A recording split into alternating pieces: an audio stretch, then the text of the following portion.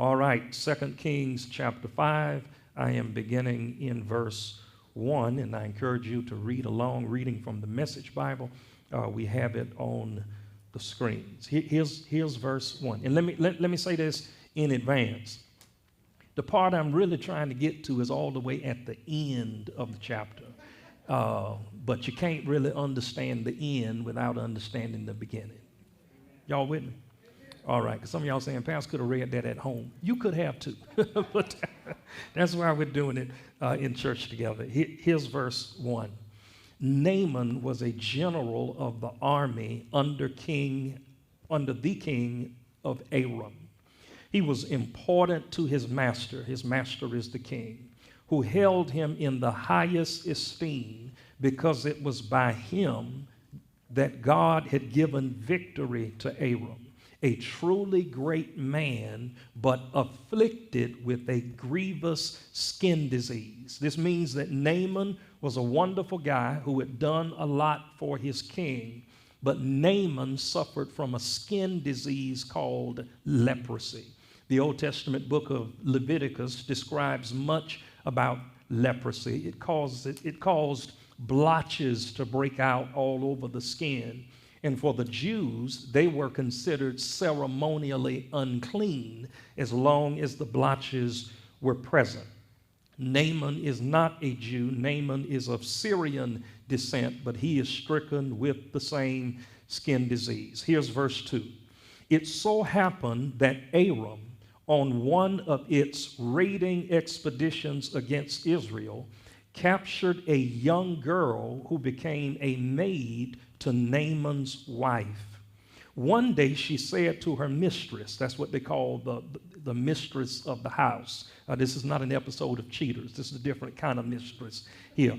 Naaman's wife is referred to as the mistress. So one day the servant girl said to her mistress, or the master, the wife of the master of the house, she said, "Oh, if only my master could meet the prophet of Samaria, he would be healed of his skin disease." This girl says, I'm a Jew, and back in Samaria where the Israelites are, we got a prophet there. We'll learn later that his name is Elisha. And the girl says, if we could get your husband to the prophet Elisha, Elisha has the power to rid him of this dreadful skin disease. Here's verse 4. Naaman went straight to his master, the king, and reported what the girl from Israel had said. Well then, go, said the king of Aram, and I'll send a letter of introduction to the king of Israel. So he went off, taking with him, watch this now, he's going to get healed, but watch what he takes. Taking with him about 750 pounds of silver, 150 pounds of gold, and 10 Gucci, Louis Vuitton, Chanel, Burberry, 10 sets of clothes. He went loaded. Here's verse 9. Naaman delivered the letter to the king of Israel. The letter read, when you get this letter, you'll know that I've personally sent my servant Naaman to you. Heal him of his skin disease. Now, here's the problem in verse 6. When the king sent the letter, he didn't send the letter to the preacher. He sent the letter to the king of Israel, and the king didn't know what to do with the letter. Here's verse 7. When the king of Israel read the letter, he was terribly upset, ripping his robe to pieces. He said, am I a God with the power to bring death or life, that I get orders to heal this man from his disease? What's going on here? That king's trying to pick a fight. That's what. Elisha, the man of God, heard what had happened, that the king of Israel was so distressed that he ripped his robe to shreds. He sent word to the king, why are you so upset ripping your robe like this? Send him to me and he'll learn that there's a prophet in Israel. I love this. This good, ain't it? Okay, I'm the only one. This good, this good, this good. Watch verse 9. So Naaman, with his horses and chariots, arrived in style and stopped at Elisha's door.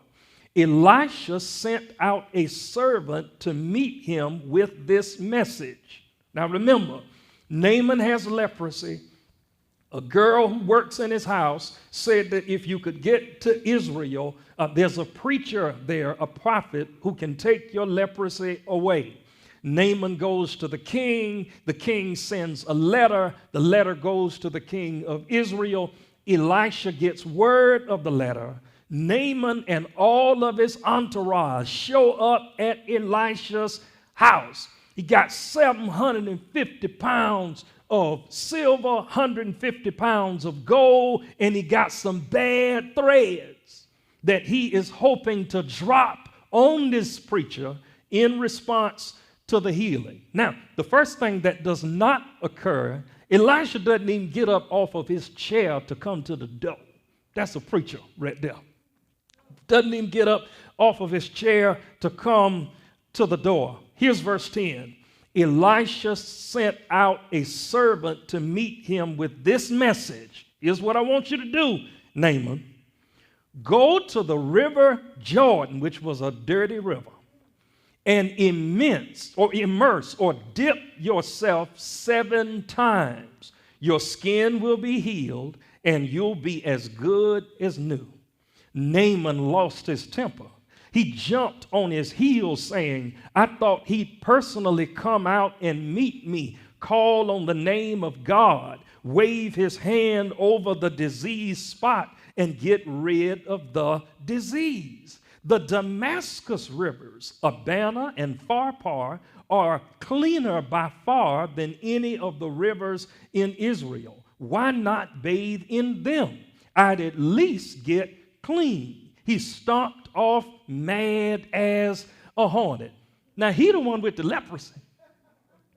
And Naaman said, number one, your preacher didn't even come out to see me. And now he is sending me to the dirtiest river that you have. And he told me that I need to take 7 ducks in a muddy river. And if I dip into the waters of the river Jordan, that my leprosy will be recovered. Naaman got upset because he was not focused on the finished product. He was hung up on the process. And who am I talking to in here? You so busy focusing on what you got to go through until you haven't noticed what you get to go to.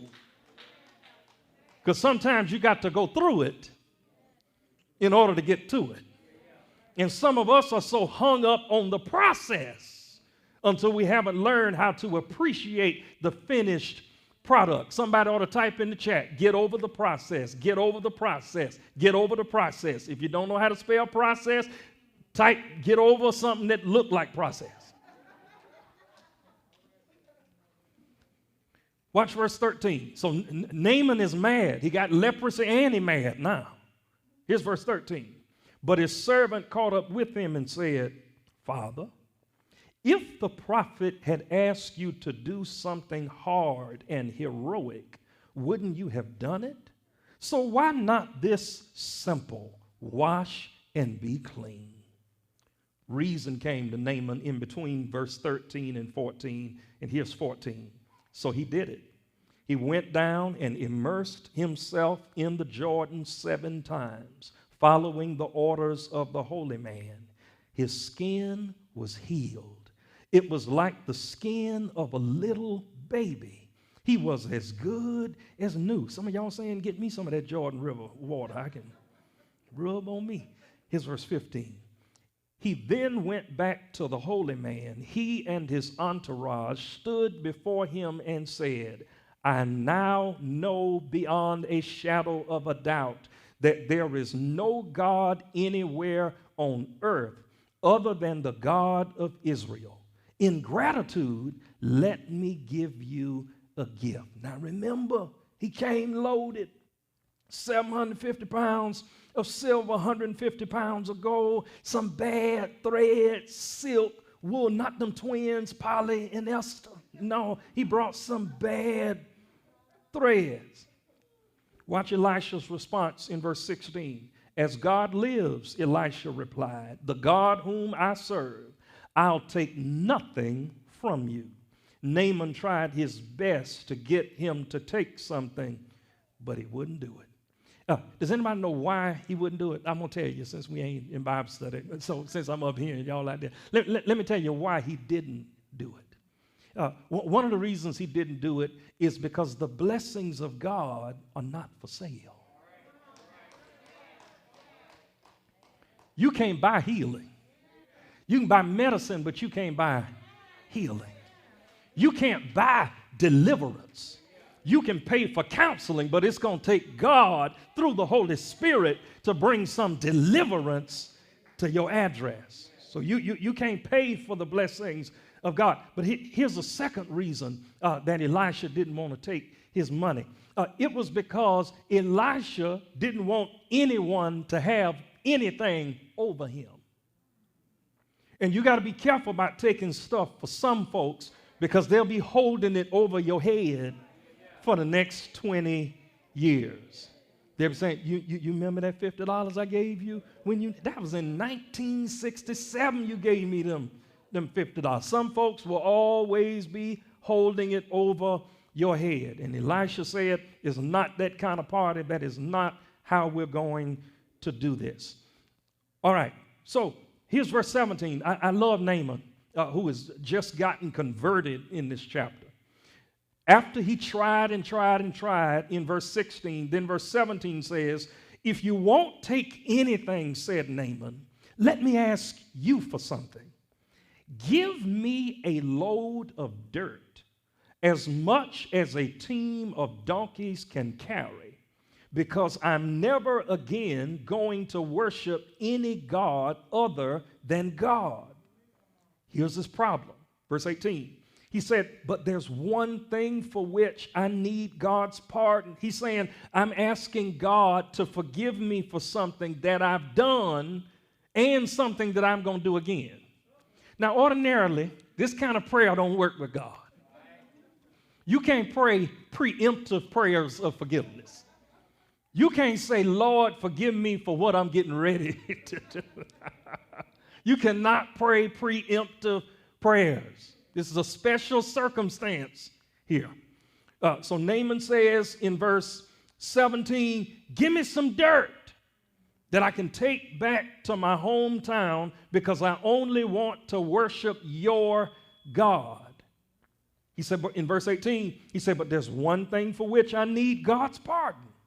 When my master, that's the king of Aram, who did not believe in Jehovah God, when my master, leaning on my arm, enters the shrine of Rimmon and worships there, and I'm with him there worshiping Rimmon, may you see to it that God forgive me for this. What he's saying is, on my job, I have to go with the king everywhere that the king goes. And one of the places that the king goes is into a shrine to worship a fictitious god named Rimmon. And Naaman said, if the king go, I got to go. And Naaman prays preemptively in advance that because it was a part of his job, he said, make it all right between me and God. Here's verse 19. Elisha said, everything will be all right. Every little thing gonna be all okay. It's different something. Everything will be all right. Go in peace. All right, so that ought to be the end of the story. You got your dirt. You can take that, and whenever you go to offer sacrifice, you can pray on your own Israeli dirt that you just had imported from Israel. You can pray on your own dirt. That ought to be the end of the story. But watch the rest of verse 19. After Elisha said, everything will be all right, go in peace. Watch the end of verse 19. But he hadn't gone far And now we're about to be introduced to a new character or personality in this record. Verse 20. When Gehazi, servant to Elisha, the holy man, he said to himself, my master has let this Aramean Naaman slip through his fingers without so much as a thank you. By the living God, I'm going after him to get something or another from him. Come on, Gehazi. This ain't even none of your business. Nobody came looking for you. Nobody asked you to perform a miracle. The man that you serve, Elisha, is the holy man of God. He has already moved and he has already spoken. Gehazi said, the devil is a lie. All that silver Naaman brought, all that gold he brought, all those fine threads he bought. Hey, you know what Naaman was probably trying to do for Elisha? Naaman probably wanted to thorperize him. You know what that is? Somebody know what thorperize is. Somebody in the chat know what thorperize is. What Naaman probably wanted to do was give Elisha a gift card to Suits by Thorpe so that Pastor Thorpe could hook him up. Custom made from head to toe, all the way down to the sandals. Thorpe would have hooked him up. Elisha said, I don't want any of it because the blessings of God are not for sale and I can't have you holding things over me. His servant, however, Gehazi, said, the devil is a liar. I'm going to get something out of this deal. Here's verse 21. And Gehazi took off after Naaman. Naaman saw him running after him and jumped down from his chariot to greet him. Is something wrong? Here's how he responds. Nothing's wrong, but something's come up. My master sent me to tell you. It's bad enough to lie on yourself, but now you're lying on your master. My master sent me to tell you 2 young men just showed up from the hill country of Ephraim, brothers from the guild of the prophets. Supply their needs with a gift of 75 pounds of silver and a couple of sets of clothes. Not only is it a lie, it's a bad lie. He didn't just come out and say, I want it. He made up a story about 2 men who came to visit and the men needed things. This is a lie on top of a lie. But watch verse 23. Naaman said, of course. How about 150 pounds? You asked for 75. I'm going to give you 150 pounds instead. So Naaman insisted. He tied up the money in 2 sacks and gave him the 2 sets of clothes. He even gave him 2 servants to carry the gifts back with him. When they got to the fort on the hill, Gehazi took the gifts from the servants, stored them inside, then sent the servants back. He got the loot. He got the bag, literally. He hides it all, sends the servants back to Naaman, and all he can think about is how wealthy he now is. Now, somebody, if that's as far as you read in the text, you say that Naaman is or Gehazi is a pretty slick dude. Say he only asked for 75 pounds. It was Naaman's move to give him the 150 pounds. Seems like Gehazi doing pretty good. But let me share something with you for free. I want to say this grammatically incorrect because I want to say it like I feel it. God don't sleep. Let me give you another word, another phrase. None of this is part of your outline. I ain't got to that yet. God don't sleep. God don't play. Because what Gehazi has just done is the exact opposite of what Elisha had done. Elisha said, I am not going to take anything from you because the blessings of God are not for sale. Elisha also said, I'm not going to take anything from you so that you won't be able to hold it over my head. But because of the actions of Gehazi, when Naaman gets back to Syria, the people are going to think that the blessings of God are for sale and that you can hold something over the people of God. God don't sleep. God don't play. And I need to recognize it in my life as much as you need to recognize it in yours. Because that's not the end of the story. He hides it all in verse 24, but watch verse 25. He returned and stood before his master. Elisha said, so what have you been up to, Gehazi? Can you imagine what his voice sounded like when he said it? This is really a rhetorical question.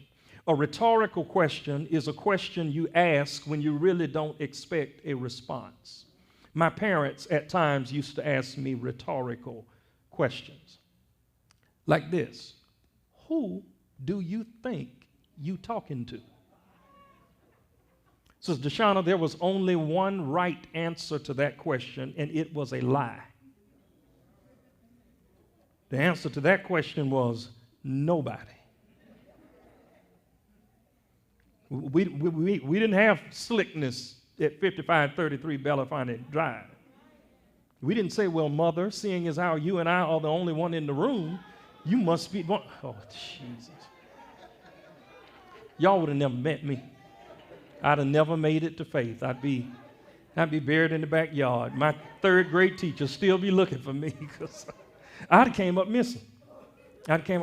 Here's Elisha's rhetorical question. Elisha said, so what have you been up to, Gehazi? Here's his crazy response. Nothing much. Elisha said, didn't you know I was with you in spirit when that man stepped down from his chariot to greet you? Tell me, is this a time to look out after yourself, lining your pockets with gifts? Here's the consequence in verse 27. This is still Elisha speaking. Naaman's skin disease will now infect you and your family with no relief in sight. Gehazi walked away, his skin flaky and white like snow. The inference of the text is from that day until his last day, he and his entire household were all lepers. That meant that they could no longer freely move about the community. They had to live in what were called leper colonies. We do read later on about Gehazi having some human interaction, but it had to be very limited. It also meant that whenever they went to worship at the temple in the presence of God, they were confined to the outside of the temple because they were considered ceremonially unclean. What are you getting at, Pastor Thorpe? If this text is tailored to teach anything, it is this: the wrong move at the wrong time can cause dire and severe consequences.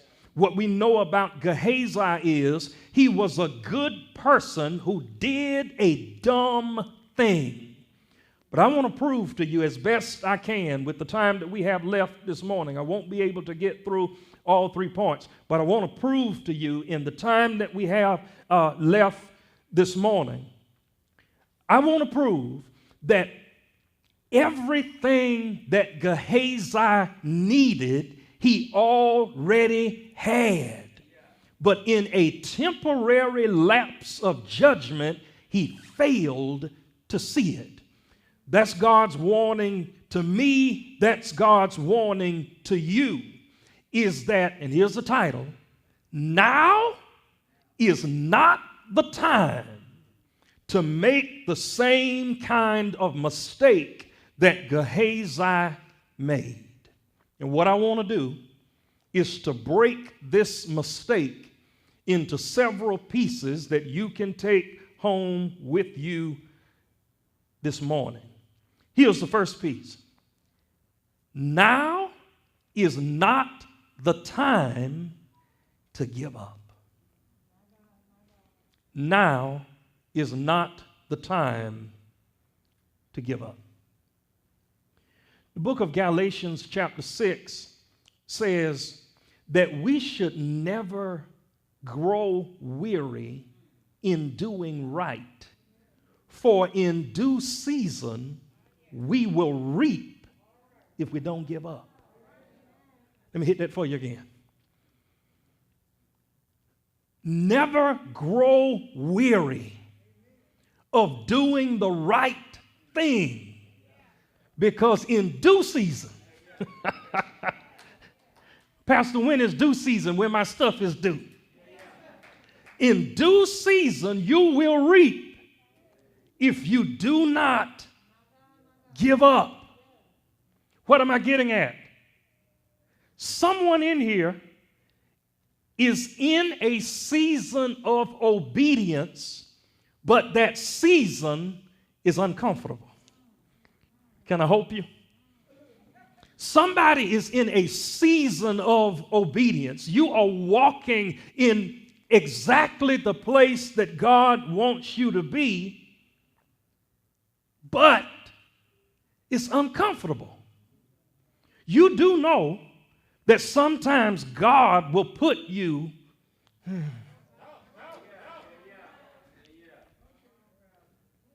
sometimes, Uncle Steve, God will put you in some uncomfortable positions. But God's uncomfortable position is just as perfect as his comfortable positions. Which means just because it doesn't feel good don't mean you're in the wrong place. And somebody in this building or somebody at home is on the verge of jumping ship because it's not going the way you think it ought to go. And God sent me by here to tell you, now is not the time to give up.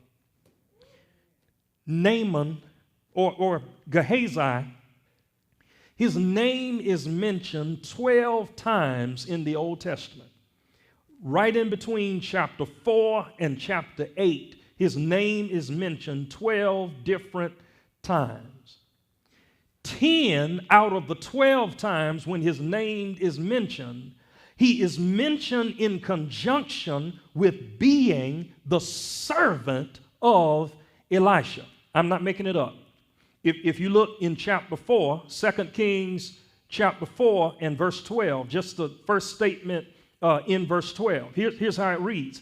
Then he said to his servant Gehazi. That's the first statement in verse 12. Here's the first statement in verse 13. Through Gehazi, Elisha said. Watch the first statement in verse 14. Elisha conferred with Gehazi. Why is it that the majority of the times that Gehazi's name is mentioned, he is mentioned in conjunction with serving Elisha? You know what it is? Because that was his purpose. And the thing you don't need to give up on is your purpose. And somebody is saying, but Pastor, with my purpose, it keeps me tied to other people. I don't always want to be working for somebody. I want to own the company. You don't even know how to write a business plan. I don't want to work for nobody. I want my own name on the side. You know what God is saying? There's a time for that. And it may very well be true that for you, now is not the time for you to give up on your purpose. I'm tired of being a mom. You might ought to thought about that before you got the kids. I'm tired of being a dad. You should have. Some stuff you don't get to take breaks from. What would happen if God said, I'm tired of being your father? All of us would immediately disappear into oblivion if God stopped being God. Now is not the time for you to give up on your purpose. Do you know yours? Do you know yours? Do you know yours? If you don't know your purpose, you really need to have a serious talk with God and ask him this: what am I here for? We had some work done, Deacon Clark, on church this past week. We had some pressure washing done, some gutter cleaning, and as they clean the gutters, there's a section where there's sort of spillage from the gutters. And they had, used this special machine to clean all the sidewalks, because we like to have things real nice for everybody around here. And as the spillage was occurring, this was more than an hour after they had finished, I noticed that these dark stains coming from the gutters were being left on the freshly cleaned concrete that goes around the church. And I was getting ready to leave for the day, and I saw those brown, watery stains, and I knew that if those stains stayed there, they would undo what the pressure washer had just done. So you know what I did? I went and got the church's water hose. We have a water hose for several reasons. One reason we have a water hose is if I ever want some water hose water. Y'all don't know what I'm talking about. You ain't had water till you had water hose water. And sometimes I might get a hankering for water hose water. So if somebody on your job tell you, I passed by y'all church, y'all pastor with his grown self was standing outside drinking water out of the water hose, that's because I wanted some water hose water. But the other reason we have a water hose is if there's something we ever need to put water in or wash something off. So I went and got the church's water hose, and I was spraying off that section of concrete where the dark liquid was so that the dark liquid wouldn't stain the concrete. And you know what I said to myself, Sister Tiana, while I was spraying that off? You know what I said? I said, I love my church. I love my church. I love these people so much. I love what God is doing in them. I love what God is doing for them. I just start shaking my head, washing off the sidewalk. I love my church. I don't want no stains on the sidewalk at the church where I serve, where the people of God make sacrifices to cause things to be as nice as they are. And with glee and joy, I washed off the sidewalk with a water hose because my purpose is to serve you. My purpose is not to be served by you. My purpose is to serve you. And if I ever step outside of my purpose, and instead of serving you, I demand that you serve me, I'll end up just like Gehazi and miss out on what God has in store for me. I'm done. Done for the day. In Atlantic City, New Jersey, in what is called Boardwalk Hall, there exists the largest pipe organ in the entire world. That organ has 33,114 pipes. Largest pipe organ in the world. A large magazine was writing a story on the organist who played that famed pipe organ. When the news reporter came into Boardwalk Hall, they saw a man standing next to the organ. And the reporter said to the man, are you the one who plays this massive pipe organ? The man responded, no, I'm not the one who plays the organ. Reporter says, well, do you have anything to do with the organ? He said, oh, yes, I have something to do with the organ. And matter of fact, it would be virtually impossible for the organist to play the organ without me. To which the reporter said, what do you do concerning the organ and the organist? The man responded, well, if you look at all of these controls and all of these foot pedals, the organist has to use both hands and both feet in order to play the organ. But the organist is not playing by ear. The organist has to read sheet music. And it is virtually impossible to turn the pages on the sheet music and play the organ at the same time. So the person said, my job is just to stand here and turn the page. Now, it might not look like much to the average person, but if I'm not here to turn the pages, the organist can't operate the keys and the controls and the foot pedals, which means you would never get sweet music from this organ without somebody like me to stand here and just turn the page. And the problem with a whole lot of us, we like the music, but we don't want to be the one who just stands there and turns the page. Because if you do well turning pages, maybe somebody will give you your own organ. And the reason some of us ain't got no organ, no piano, no keyboard is because you're so busy trying to be in charge instead of being willing to just turn the page. Hey, and you know what? When you turn God's pages, turn them with all your heart.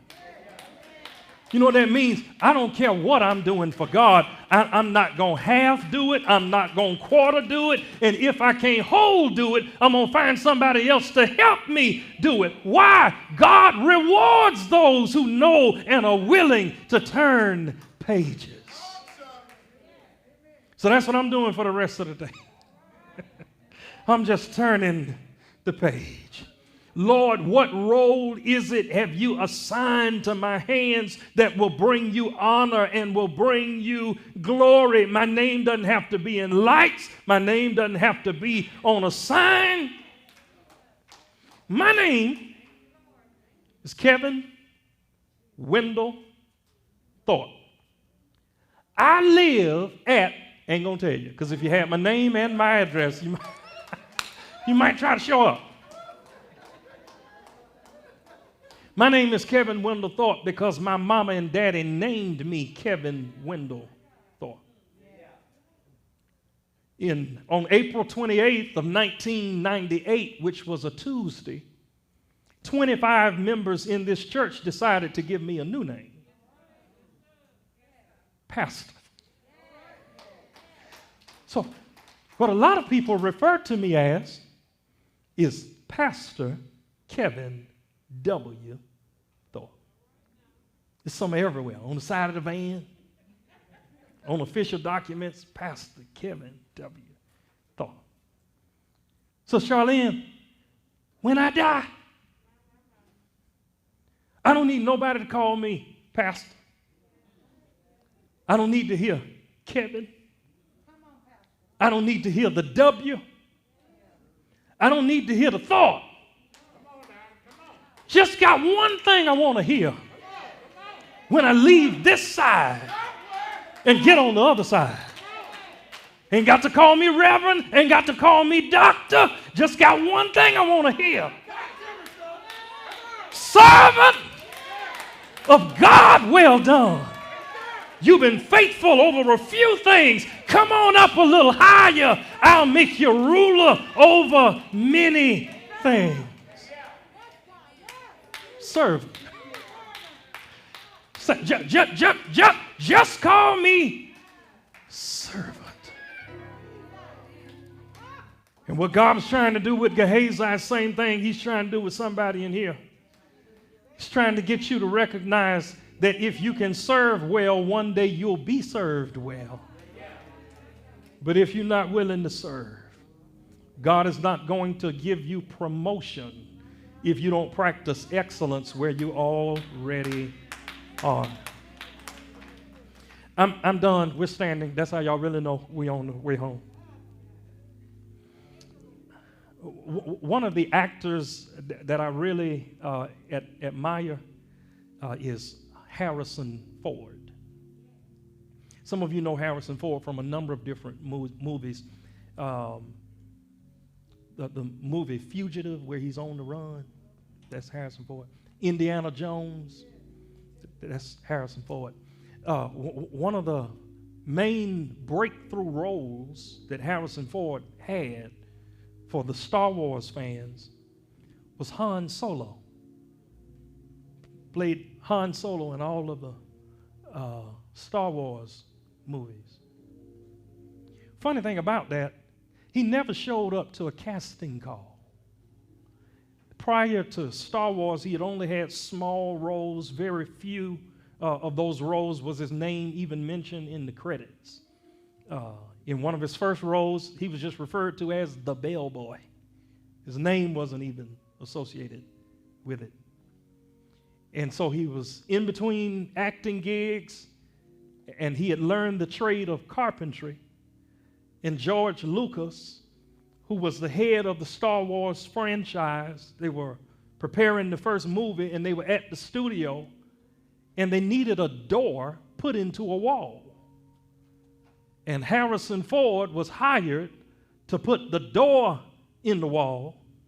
And when George Lucas saw his attitude hanging a door, he said to him, "I'd like for you to audition for this movie, and I'd like to give you a role, and the rest is history." He's grossed more than $5.9 billion playing in movies. But not because he showed up to a casting call, but because he had a good attitude putting a door in. You don't know who's watching you on your job. You don't know who's watching you in your neighborhood. You don't know who's watching you in your family. You don't know who's watching you in your church. God has dispatched people who are looking for excellence, and he's trying to find enough excellence in you so that people will see it and God can use it to elevate you. Be good where you are doing what you do. And God has room for elevation and promotion. And all the people said, amen. Amen. Those of you at home, those of you in the building, I want you to take a bold step today. Somebody needs to take a bold step towards Jesus Christ. You've been talking about him. You've been talking around him. You've been watching us. You've been participating with us. Today, the Lord wants you to take a bold move and open the door of your heart and allow him to come in. I want to pray with you. I want to pray for you that today you would make that bold move to make Jesus your choice. Or perhaps you've already made Jesus your choice. You just want to make faith your church home. Every head is bowed, every eye is closed. Father, we didn't make it here by ourselves. You brought us here, and we are thankful. Thank you for the gifts, the talents, the callings that you have placed on us. Forgive us if we haven't been using them to the best of our ability. Lord, I pray for those who do not know you, those who have not given you an eternal yes. I pray that they would give you that yes today. I pray that today would be the day that they come off of the enemy's side and come over onto your side. I pray, Lord, for those who need a church home, that if you're leading them to join Faith Church online or join Faith Church in person, that they would make that commitment today. Then, Lord, bless us as we give, bless us as we go. Watch over us, guide us, protect us, hold us in the palm of your hand. In Jesus' name, amen. Come on, give God a rousing round of applause.